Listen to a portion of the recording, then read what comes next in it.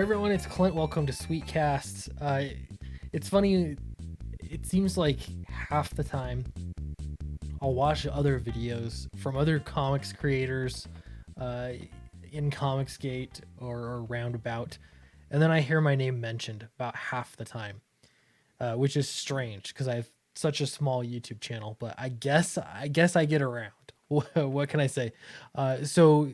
Your boy Zach made a video earlier this morning, and he was talking about how comics creators are failing to make the jump over to using the internet. Basically, they have been relying on in-person conventions for so long, and they're just not embracing the internet.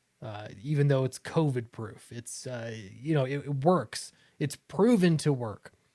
And so anyway, he mentioned me and the growth that I've had over time, which has been fantastic. Still feels like I have a long way to go though.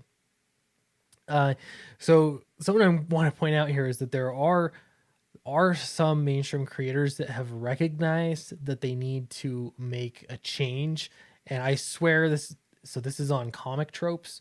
And I swear that Chris from Comic Tropes watched my video or something. Because I made a video about this discussion that we had on Twitter with Brett Booth and others about Image Comics versus crowdfunding. All right. So before we get into this, Fatals on Indiegogo right now, we passed $85,000. If and when we hit 90K, everyone is going to get an upgraded binding. It'll be a sewn binding. So the nice thing is you can set it down and it'll stay open for you on a flat surface. Really nice. And you don't have as much gutter loss. So I think that's a nice add-on. All right. So I specifically brought up Justin Jordan in the last video when I mentioned that, breaking into comics from scratch. And this interview was interesting because Justin Jordan seems to be very proactive about diversifying where his income comes from. And I have to say, I'm going to clarify, I was wrong about Justin Jordan. I was thinking he'd done some work. He had a bunch of names, but I didn't think he was really doing it full time. He says that he is actually writing full time. He's writing comics full time. And that is because he's diversified where his income is coming from. And he says that has made it basically his career COVID proof. It hasn't really affected him too much because he has so many little things earning him money all over the place. So I found that to be very interesting. And not only that, Chris from Comic Tropes was sort of pressing him on crowdfunding, the question of crowdfunding. And I don't know why there's so much resistance with crowdfunding. It seems like it's become some kind of political issue. It really shouldn't be. Crowdfunding has nothing to do with whose side you're on. It has everything to do with making money, getting books out to people and covering your costs to start off with. So here we go. Justin Jordan, this is his perspective.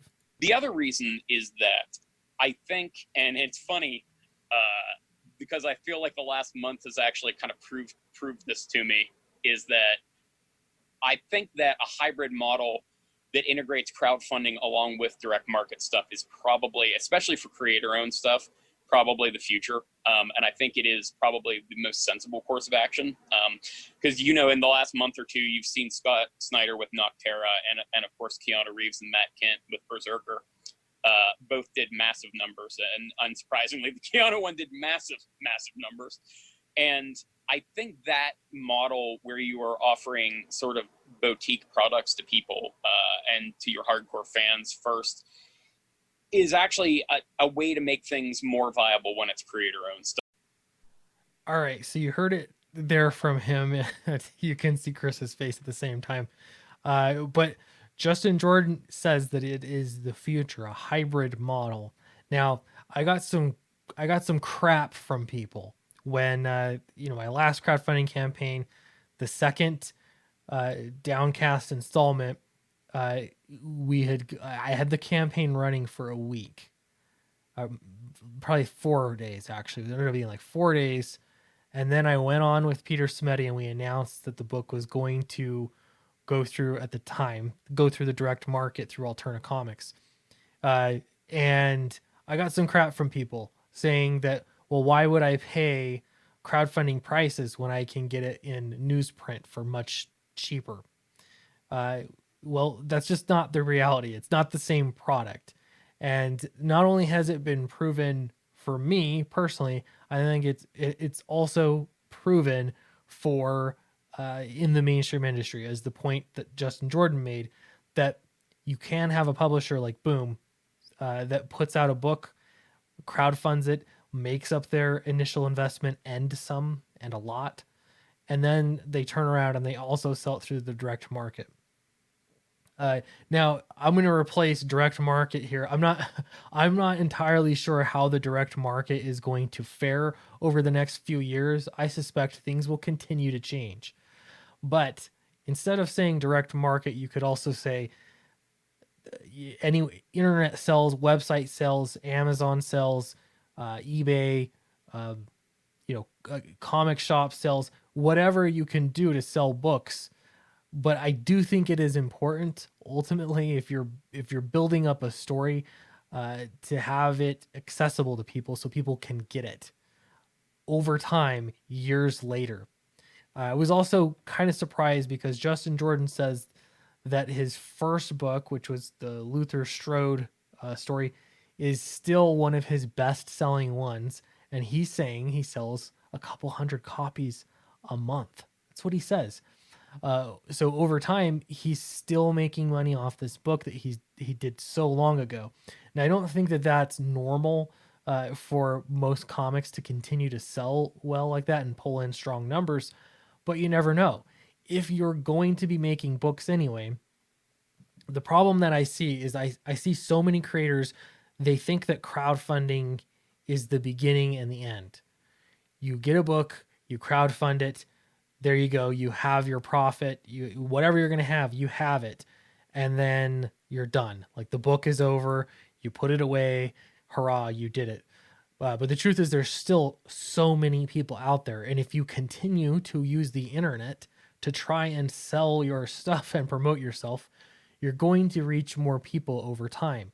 I'm still getting people buying Downcast, which has been great. I just saw a really good review today. It was posted on a website. It was great. And that's really encouraging. But books are going to continue to sell over time if you're doing your job right. And what that means is you don't have to go to conventions. So basically, the reason I bring this up is I think that Justin Jordan has a good point, and that is diversifying how you're selling books, where your income is coming from. I have been trying really hard to figure out how I can make writing comics a full time gig. And I'm not even close yet. I'll be honest, not even close. It just seems like something that's not quite attainable yet. But if you have more revenue streams, if you have more books out there over time, potentially it would make a bit more sense. So anyway, those are some of my thoughts. Appreciate you for listening. Don't forget to back Fatal. If you like this content, like and subscribe. It really helps out the channel. And you can also get Downcast too. That's also still available on Indiegogo right now. So thanks very much, and I'll see you in the next video.